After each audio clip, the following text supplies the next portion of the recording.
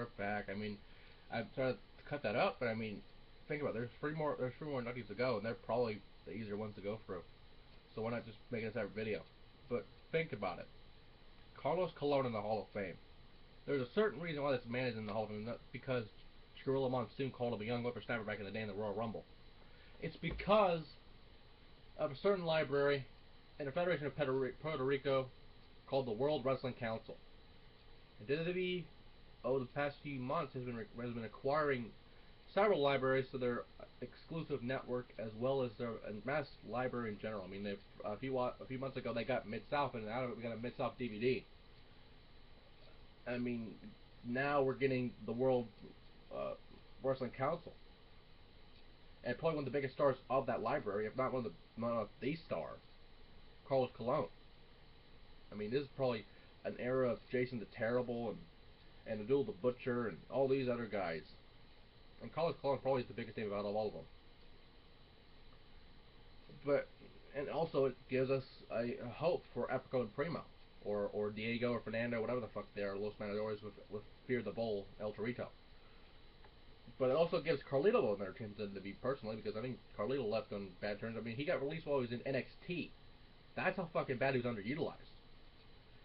But the man, the myth, the legend, Carlos Colon deserves this induction not because of the library, which is probably the main reason. I mean, Jerry Lawler recently gave them the Memphis tapes from the CWF and USWA.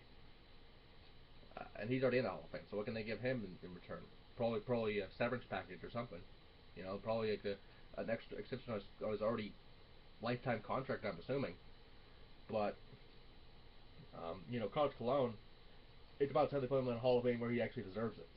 He's probably one of the very few old school people, like really old school people, in this Hall of Fame, because this is an all old school class with the exception of Warrior and Lita. Speaking of old school, do you pity the fool? We have Mr. T in the Hall of Fame, a man who, I mean, think about it, the A-Team, Rocky, Clubber Lang. But think about it. It all started at WrestleMania 1 when Hulk Hogan and Mr. T fought Mr. Wonderful Paul Orndorff and Roddy Piper. It defined WrestleMania itself. It defined WrestleMania because it is, without a shadow of a doubt, the must-see event of the year, which is tomorrow night, apparently live on the network, but I'll get that another time because the Hall of Fame is also on the network. And that's probably one of the things I might actually get it, because you actually get to see it in its entirety and not wait for a DVD release, which usually is one of the full discs on the actual DVDs on the thing. If you've noticed that. But in general, Mr. T, there's a celebrity in the celebrity wing. It's the only one that makes sense to me. I mean, like, probably Muhammad Ali, because he's had a thing in wrestling as well. I mean, think about it. Muhammad Ali got fucking airplane spin McGorilla Monsoon back in the day, let alone being the referee for that famous match at WrestleMania 1.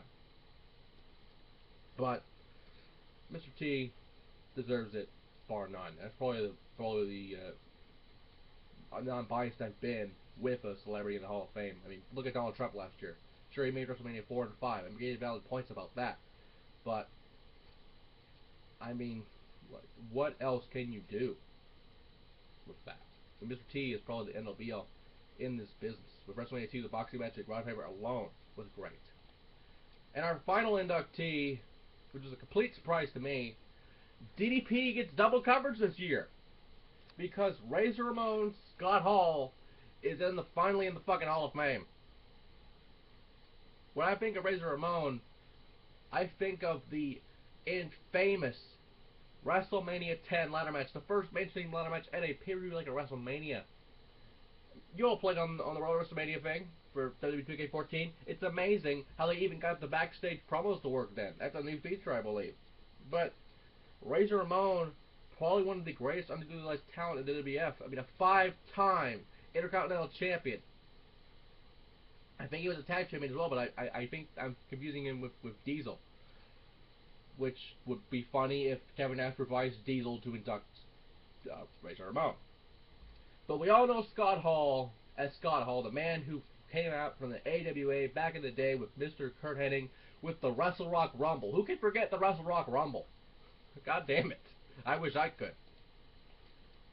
But With that, we got Razor Ramon. And when he left as Razor Ramon, we got fake Razor Ramon and fake Diesel. It proved how over the characters were. Because they literally had to get Kane as fake fucking Diesel. Which, they had to get a big guy regardless, but fucking Kane as fake Diesel was mind-blowing. I don't even remember who was fake Razor Ramon, but he actually did a decent job impersonating Scott Hall as Razor Ramon. Who could forget those famous 2 words, hey yo. Because this guy is, and probably without him, wouldn't have had the foundation of the NWA with Hulk Hogan. I mean, Hogan detests being a heel. At Bash on the Beach, one of the most iconic memories and moments in wrestling in general, when Hulk Hogan shit on the entire crowd, became Hollywood for life, and because of that, we got the Wolfpack as well.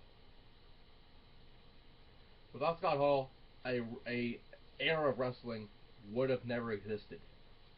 Because you may not know who he is, but now you know why he's here. And I mean, DDP, again, the DDP Yoga has saved Scott Hall's life. I mean, he was also in the same boat as Jake. DDP has done more for wrestlers needing rehab than WWE's rehab program in itself. And that speaks volumes. Razor Ramon, Scott Hall, whatever you want to call him, deserves his Hall of Fame. And this class in general is very worthy of this honor. Like I said before, there are 2 guys I wish was in the Hall of Fame. Randy Savage and Owen Hart. We all know why with the Owen Hart situation. I mean, the death went over the edge, and his wife being a cunt. And I can say it without thinking about it. She's a fucking cunt, and we all know it. Taking away a legacy, a legacy from this business. Hopefully that gets resolved next year, because Owen Hart deserves to be in this Hall of Fame. And think about it, Randy Savage. You think about shit back in the day. We all know the allegations of Stephanie getting fucked by Randy. We all know this, but the main reason I believe is because Angelo Poffo, Randy's father, was supposed to be in a Legends Battle Royal back in the 80s. And Vince McMahon did not want to book Angelo Poffo. After Angelo was retired, he actually said he'd be out of retirement just for this match alone. And because he got Randy's blessing for this. This was pretty huge. But, you know, well, it is what it is. I mean, of course, the Slim Jim thing with the WCW, and we all know what happened there. I mean, Randy Savage defined Slim Jims. It was like, snap it to a Slim Jim, oh yeah! Kind of thing. I was like, literally, people snapped in the fucking Slim Jims because Randy Savage told them to. But hopefully, we'll be talking about those 2 next year in the 2015 Hall of Fame. But just to close this out, the network, you get to watch a full Hall of Fame. It's probably one of the reasons I would actually get the network, even though I'd be in a 6-month puddle. But damn, for 1 or 2 nights to watch WrestleMania and the Hall of Fame would be amazing. But, you know, you can probably find a live stream for that, and people are probably streaming from the network anyway, so why not? WWE Hall of Fame 2014. One of the best classes so far.